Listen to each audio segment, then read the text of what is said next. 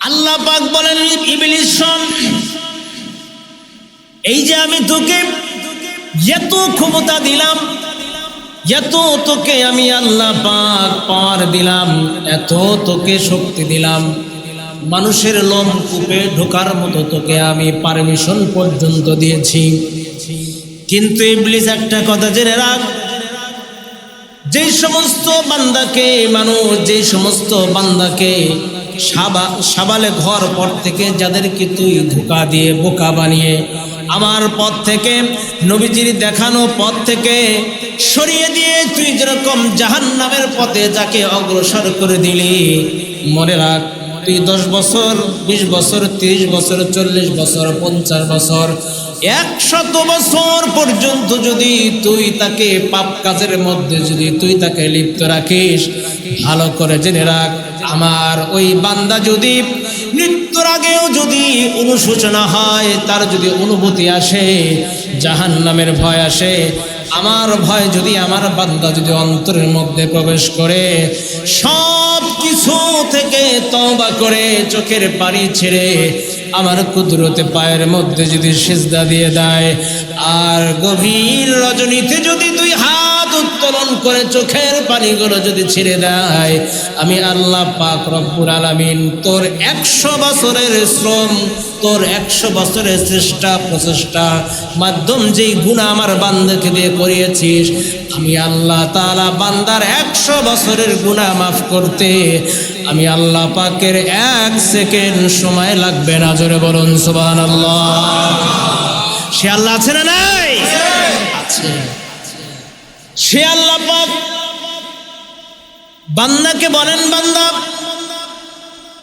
দুনিয়াতে যত নিয়ামত দিয়েছি, বান্দাকে আল্লাহ পাক আফসোস করে এবং আফসোস করে মায়া করে ভালোবাসা নিয়ে আল্লাহ পাক বলেন, বান্দা, কত সুন্দর আমের মধ্যে মিষ্টি দিলাম, আম গাছের আম খাবি, খা, সমস্যা নাই।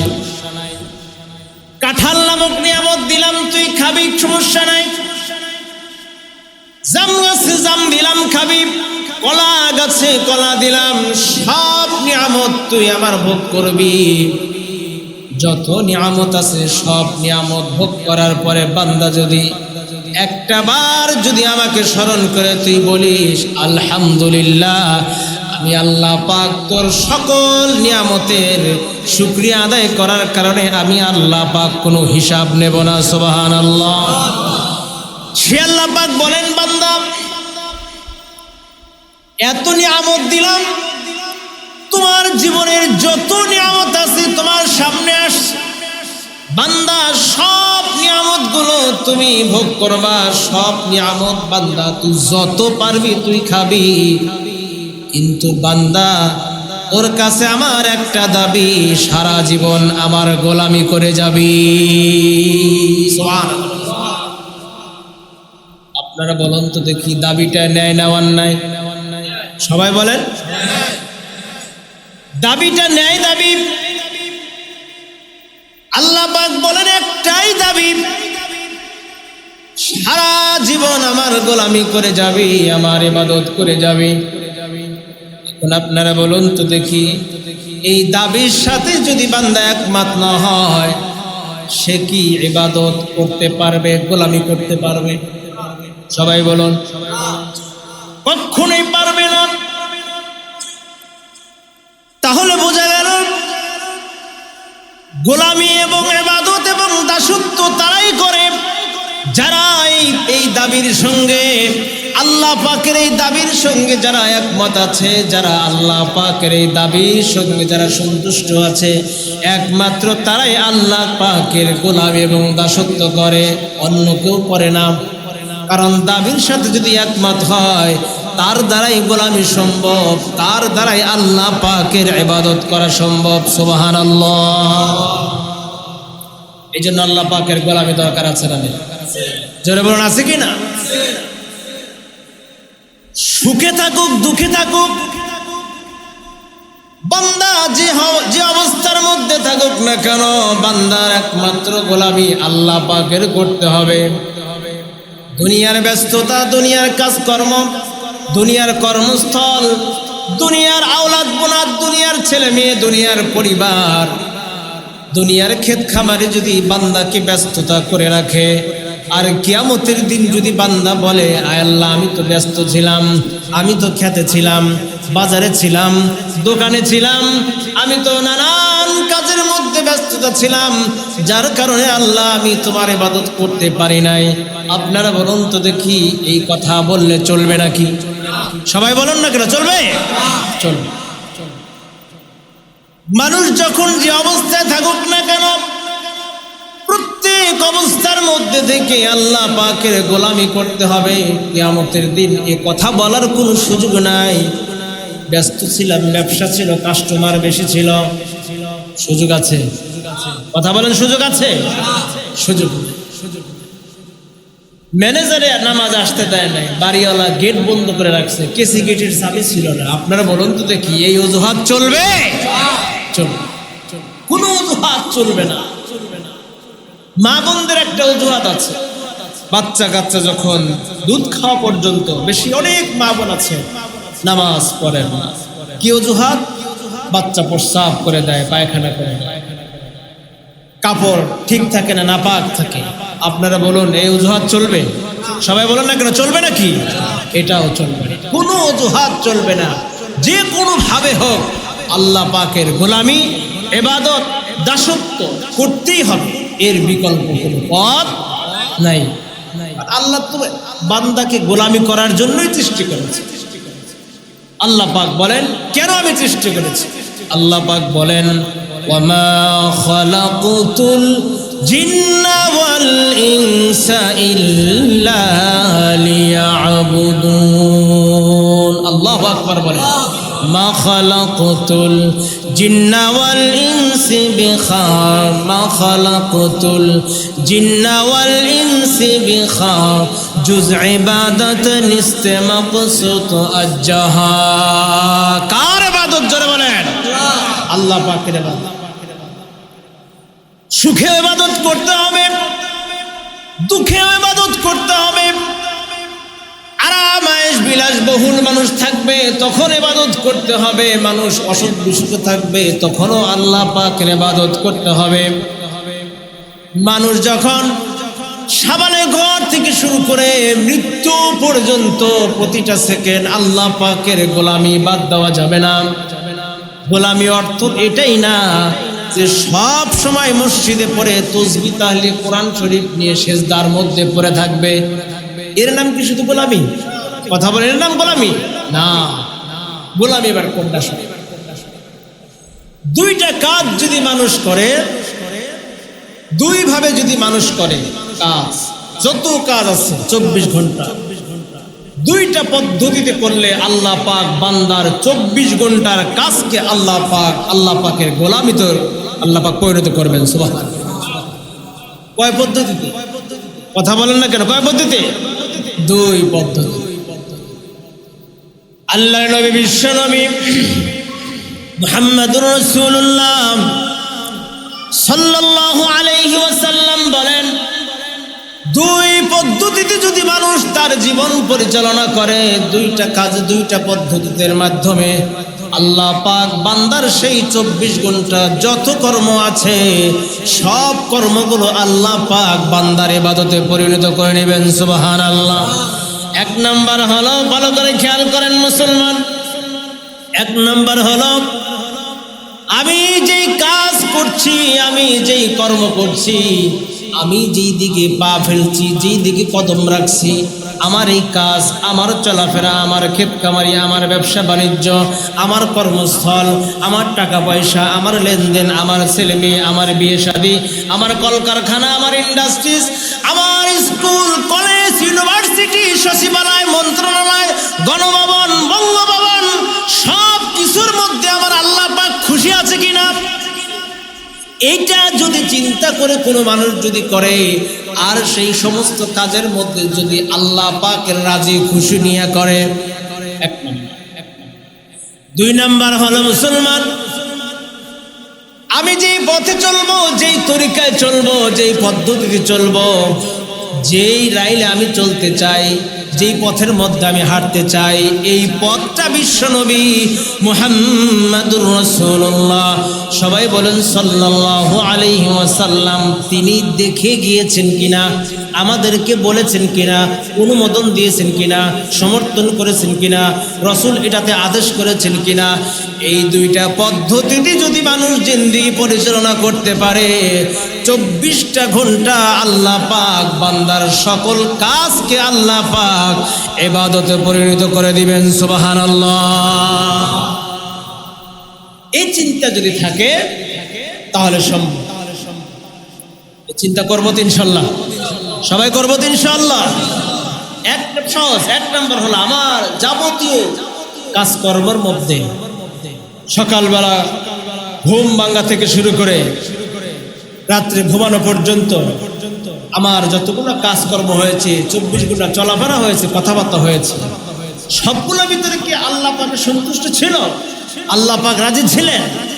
যদি রাজি না থাকে কি করলে রাজি হবে, এটাকে অবলম্বন, এটাকে মেনে চলে। 2, আমি যেই পথে হাঁটি, যেই তরিকায় থাকি, যেইভাবে থাকি না কেন, এটার মধ্যে রাসূলের আদর্শ আছে কিনা, রাসূলের সুন্নাহ আছে কিনা, রাসূল সাল্লাল্লাহু আলাইহি ওয়াসাল্লামের মহব্বত সেখানে গেলে আসে কিনা, রাসূলের ইশক সেখানে হয় কিনা, রাসূলের প্রতি মহব্বত বাড়ে না কমে। এটা যদি হয় তাহলে এই 2 কাজের বিনিময়ে আল্লাহ পাক বান্দার সকল কাজকে আল্লাহ পাক নেক আমলে, নেকির কাজে পরিণত করে দিবেন। সুবহান। আমরা করবো তো ইনশাআল্লাহ, সবাই করবো তো ইনশাআল্লাহ। এরপরে দেখেন আল্লাহ পাক আরেকটা অপশন দিয়েছে। ওই যে মিস্টার ইবলিস, ইবলিসকে আল্লাহ পাক যে ক্ষমতা দিলেন, এই ক্ষমতা দিয়ে আল্লাহ পাক কি বললেন? হ্যাঁ দিলাম, কিন্তু তুমি গুনাহ বান্দার দ্বারা করিয়েছো ঠিক, 50 বছর 100 বছর, কিন্তু মনে রেখো এটা কিন্তু মাফ করাইতে আমার 1 সেকেন্ড সময় লাগবে না।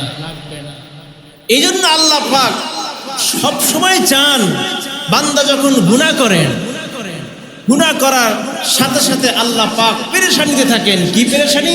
কখন আমার সেই বান্দা তওবা করে আমার দিকে ফিরে আসবে। সুবহানাল্লাহ বিহামদিহি। এই জন্য এই বান্দা যেন সকল প্রকার শয়তানি কর্মকাণ্ড থেকে ফিরে আসে, এই জন্য আল্লাহ পাক বান্দার জন্য একটা সুসংবাদ দিয়েছেন। যারা শয়তানি কর্মকাণ্ড থেকে ফিরে আসে এদের জন্য আল্লাহ একটা সুসংবাদ দিয়েছেন। কি দিয়েছেন?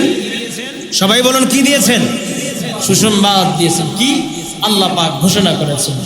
আল্লাহ পাক বলেন, ইন্নাল্লাহা ইউহিব্বুত তাওয়াবিনা ওয়া ইউহিব্বুল মুতাতাহহিরিন। আল্লাহ পাক এখানে একটা চ্যালেঞ্জের শব্দ ব্যবহার করেছেন, ইন্না শব্দ ব্যবহার করেছেন। ইন্না শব্দ কোরআনুল মাজিদের মধ্যে, আরবি ভাষার মধ্যে যেখানে ইন্না শব্দ আসবে সেখানে বুঝতে হবে এখানে চ্যালেঞ্জিং একটা শব্দ। কোরআনের মধ্যে যত জায়গা ইন্না শব্দ আসছে, সমস্ত ইন্না শব্দের সাথে সাথে আল্লাহ এখানে চ্যালেঞ্জ করেছেন, গ্যারান্টি দিয়েছেন, ওপেন চ্যালেঞ্জ করেছেন। সুবহানাল্লাহ। সেই এখানে আল্লাহ পাক বলছেন, ইন্নাল্লাহ, নিশ্চয় আল্লাহ পাক, ইন্নাল্লাহ ইউহিব্বুত তাওয়াবিন ওয়া ইউহিব্বুল মুতাতাহহিরিন। আল্লাহ পাক বলেন অবশ্যই অবশ্যই, গ্যারান্টি দিয়ে আল্লাহ পাক বলছেন, আমি 2 শ্রেণীর বান্দাকে সবচেয়ে বেশি ভালোবাসি। সুবহানাল্লাহ। কয় শ্রেণী? সবাই বলেন কয় শ্রেণী? 2 শ্রেণী। 1 নাম্বার হলো আল্লাহ পাক বলেন ইউহিব্বুত তাওয়াবিন, যারা পবিত্রতা অর্জন করে, ইউহিব্বুত তাওয়াবিন, যারা তওবা করে, ওয়া ইউহিব্বুল মুতাতাহহিরিন। 2 নাম্বার হলো যারা পবিত্রতা অর্জন করে। 1 নাম্বার হলো ইউহিব্বুত তাওয়াবিন, যারা তওবা করে, পাপ কাজ থেকে, খারাপ কাজ থেকে যারা তওবা করে, আল্লাহ পাক বলেন এদেরকে আমি ভালোবাসি। 2 নাম্বার ওয়া ইউহিব্বুল মুতাতাহহিরিন, যারা পবিত্রতা অর্জন করে। আপনারা বলুন তো দেখি, পবিত্রতা অর্জন কি? সাবান দিয়ে, শ্যাম্পু দিয়ে ভালো করে গোসল করা, এর নাম পবিত্র? কথা বলুন, এর নাম পবিত্র না। ভিতরে একটা জিনিস আছে, এর নাম হলো কলব। এর নাম কি? কথা বলেন, এর নাম কি? কলব। এই ভিতরটা যদি কারো নোংরা থাকে, অপরিচ্ছন্ন থাকে, অপরিচ্ছন্ন যদি থাকে, তাহলে এই কল্ব পবিত্র না, এই কল্ব পবিত্র, অপবিত্র থাকার কারণে তার গোটা দেহ অপবিত্র, নাউজুবিল্লাহ। আর এই কল্ব অপবিত্র হয় কিসের দ্বারা বলেন তো দেখি? কিসের দ্বারা? গুনার দ্বারা। অন্তর ময়লা হয়, অন্তর মরিচা পড়ে যায় লোহার মতো। কিসের দ্বারা? সবাই বলেন কিসের দ্বারা? গুনার দ্বারা মরিচা জং পড়ে যায়। আর এটাকে পরিষ্কার করার জন্য আল্লাহ পাক বলেছেন বিযিকরিল্লাহি তাতমাইন্নুল কুলুব।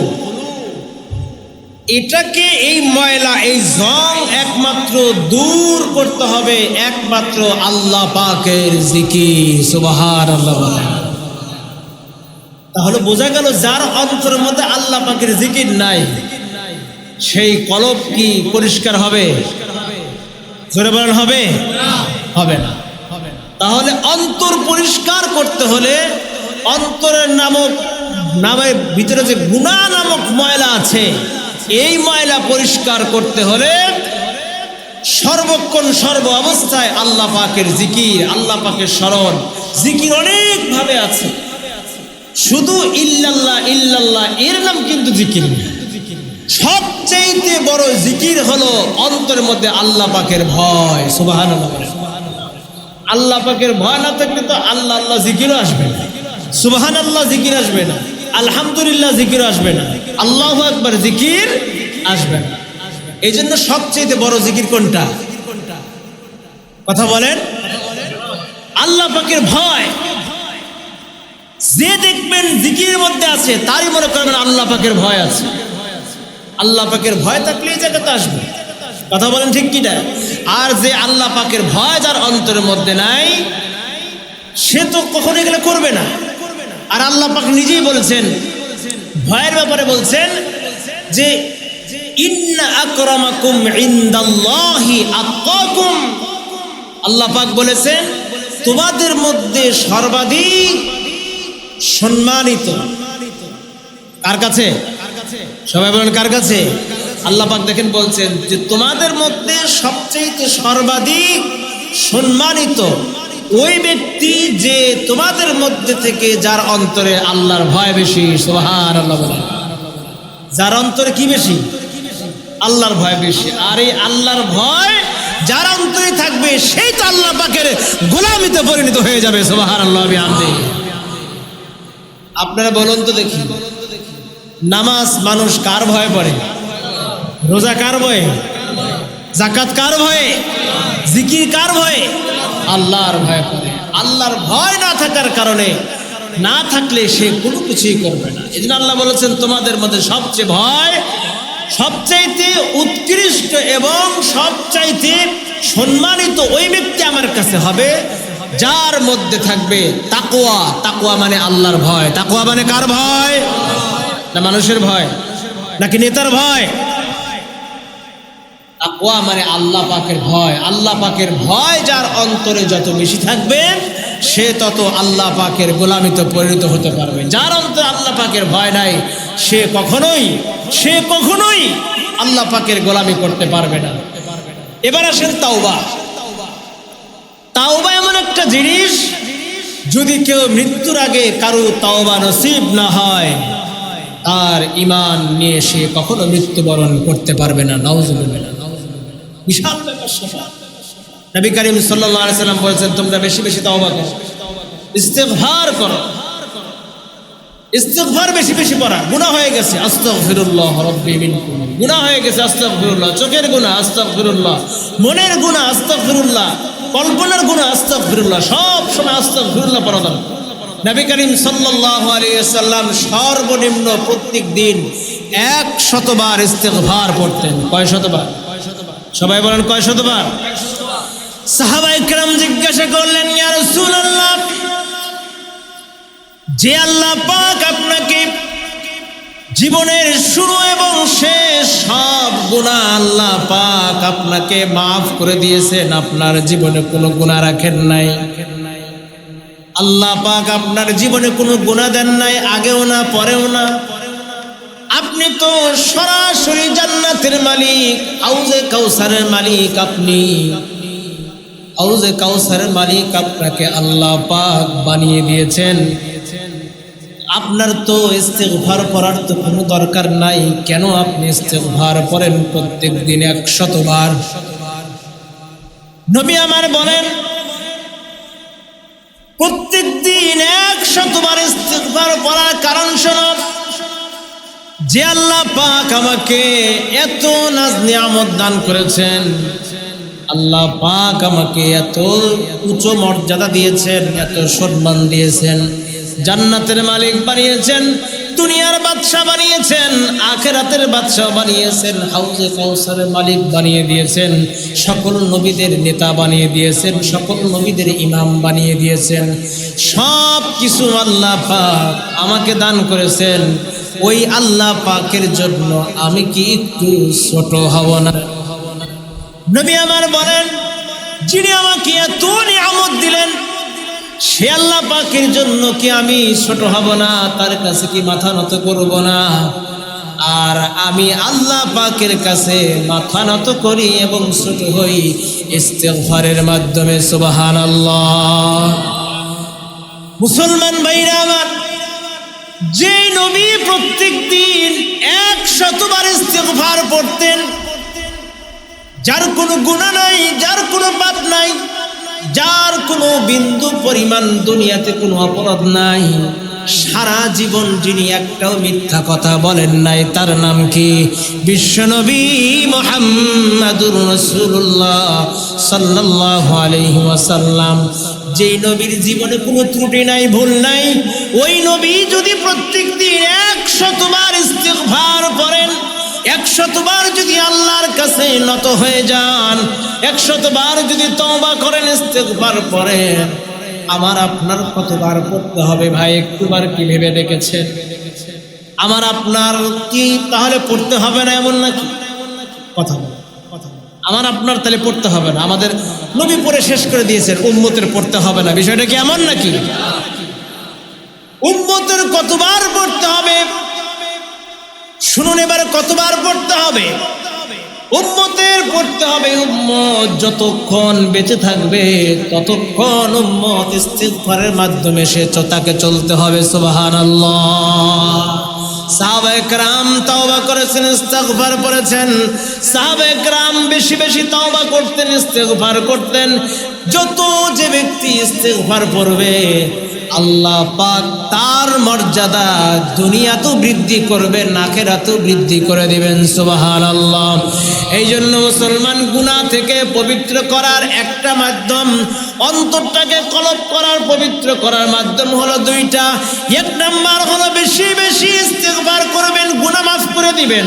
কলব থেকে যত প্রকার গুনাহ নামক ময়লা আছে সব কিছু আল্লাহ পাক দূর করে দিবেন। 2 নাম্বার হলো অন্তর দ্বারা বেশি বেশি জিকির করতে হবে। কার? সবাই বলুন কার? আল্লাহ পাকের জিকির করবেন, জিহ্বা তরতাজা রাখবেন। আল্লাহ রাসূল সাল্লাল্লাহু আলাইহি ওয়াসাল্লাম বলেন, জিহ্বাকে তোমরা তরতাজা রাখো, জিহ্বাকে তোমরা ভিজে রাখো, তরতাজা রাখো। সাহাবায়ে কেরাম জিজ্ঞাসা করলেন, ইয়া রাসূলুল্লাহ, ইয়া হাবিবাল্লাহ, জিহ্বাকে আবার কিভাবে তরতাজা রাখে, কিভাবে ভিজে রাখবে? আল্লাহর রাসূল বলেন, যে ব্যক্তি তার জবান দিয়ে আল্লাহ পাকের জিকির করবে, যে ব্যক্তি বেশি বেশি আল্লাহ পাককে স্মরণ করবে, আল্লাহ পাক তার জিহ্বা তত তরতাজা করবেন এবং তার অন্তরটাকে ঈমানি নূর দিয়ে নূরান্বিত করবেন। সুবহানাল্লাহ। আল্লাহ পাকের সেই স্মরণ, সেই জিকির আমাদের করা দরকার আছে না ভাই? সবার আছে কিনা জোরে বলুন। আছে, কিন্তু আমরা করি না। গল্পে গুজবে, বিভিন্ন চার দোকানে আড্ডায় গীবত, শিকায়েত, পরনিন্দা, মানুষের সাথে সমালোচনা, খালি সমালোচনা, খালি সমালোচনা। সমালোচনা করলে মানুষের আমল নষ্ট হয়ে যায়। গীবত করলে মানুষের, এই যে জুমার নামাজ পড়তে আসছি আমরা, জুমার নামাজ পড়ার শেষে আমরা যদি বাহিরে যাই, জুমার নামাজ শেষ, বাহিরে গেলাম, কারো সমালোচনা করলাম, অমুক খারাপ, তমক খারাপ, অমুকের এই হয়েছে, এই ঘটনা ঘটেছে, এই যে সমালোচনা করলাম, সমালোচনা করার দ্বারা কি হলো? আমার জুমার নামাজে যত আমল আছে, যত নেকি আছে, সব নেকিগুলো যার সমালোচনা করা হলো তার আমলনামায় চলে গেল, আর ওই ব্যক্তির গুনাহগুলো সব আমলনামায় চলে আসলো। তাহলে বলুন তো দেখি, কাজটা ভালো হলো না খারাপ?